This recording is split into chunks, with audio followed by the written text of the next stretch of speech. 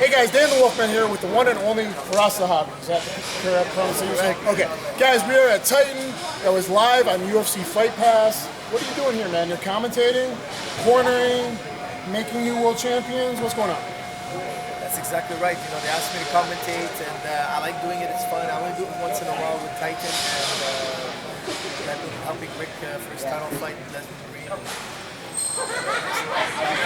Yeah, we'll talk about the main event. What did you think about the battle between Rick Hahn and obviously Pat Healy? It was a pretty tough war, right? It's a tough war, and that's, you know, Pat Healy is not an easy guy to pull away. He's just such a tough guy. He was stunned, and he came back strong. I'm very impressed with him. His heart, his dedication.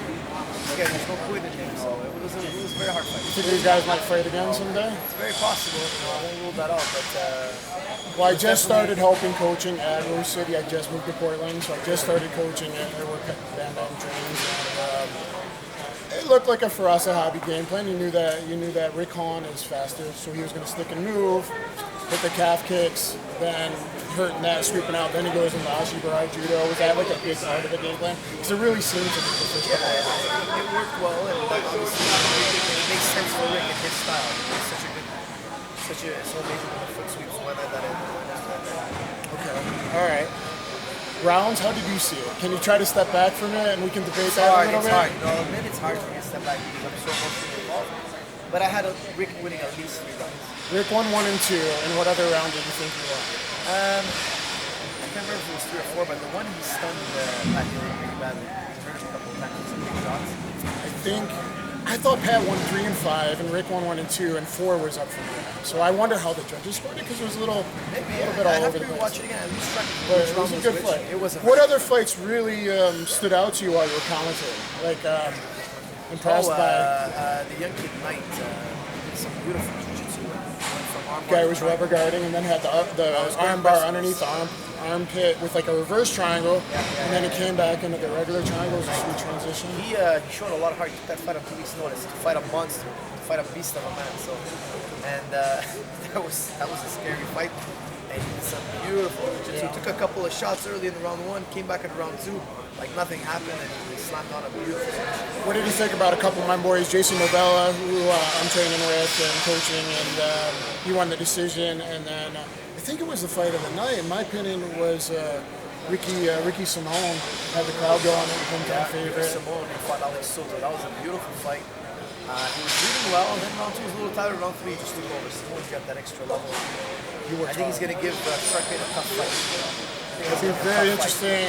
Gets that title. I hope the kid keeps working out and gets to the UFC someday. Did you catch in the 3rd round? He went for a little something special. I call a reverse toe hold. He went back, grabbed the toes. He's going for it. I think we were facing a different angle. Okay, they were in half guard, and yes, from the half guard. I mentioned that. Yeah. It was like a catch wrestling. Yeah, it was a catch wrestling called a reverse toe hold. I used to call it the catch ankle lock. He's only the 2nd guy in MMA to try it. Matt Brown tried it once in the UFC that I know of in Holland.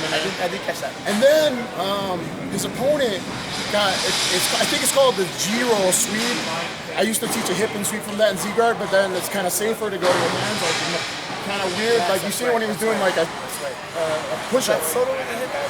Oh yeah, that it was like really weird in the 3rd round of their fight. He walked on his hands from yeah. So that's the G-roll sweep. So it's really cool. We saw some kind of high-level stuff going on today. And what's going on with your camp? So many fights. I mean, I got Francis Camo's fighting Phil Davis today. Wow, yeah, I haven't, spoiler alert, we haven't looked yet. I haven't even looked, so right now, after we get off this, I'm going to look. And we've had 11 pro fights just in October alone, so it's been busy. Roy McDonald, how's his nose? Yeah, did he have to have surgery? Sparring. No surgery, sparring already, back to it, and looking for fights. Any clues on, is GSP itching to make a comeback? Like, is he back in a training or I just doing personally gymnastics? think so. He's getting the itch a bit, right? I don't talk to him about it because we're very close, and I know that everybody's asking about it 24 hours a day.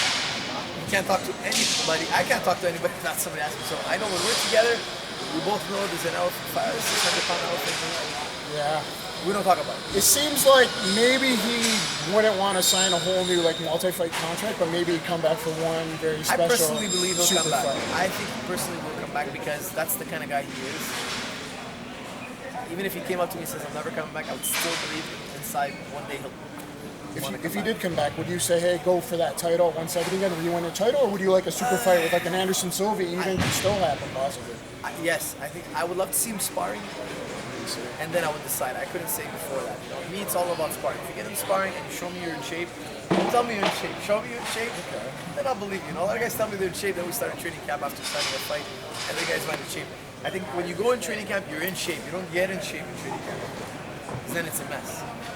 Any advice you want to give to up-and-coming MMA fighters? You guys getting into jiu-jitsu? You've done some of the jiu-jitsu commentary and like street fights, like keeping jiu-jitsu real, where you're not always like barambolo and stuff. I do barambolo. I would do. I street certified. Okay. If you know what you're doing, I street certified. I've been using it a little bit myself, hooking underneath and coming to the back. It's not as easy no-gi in MMA style, but. Have you done more of those? Did you only do like? I just did a recent one, the Golden Rules of Defending Yourself. So yeah, look for that. I'm gonna come out with a video weekly, at least one video a week. So I'm having fun with it. A lot of guys are enjoying it. It's blowing up online, so I'm happy. All right, so thank you very much, guys. I'm Dan the Wolfman, covering Titan on UFC Fight Pass. Thank you.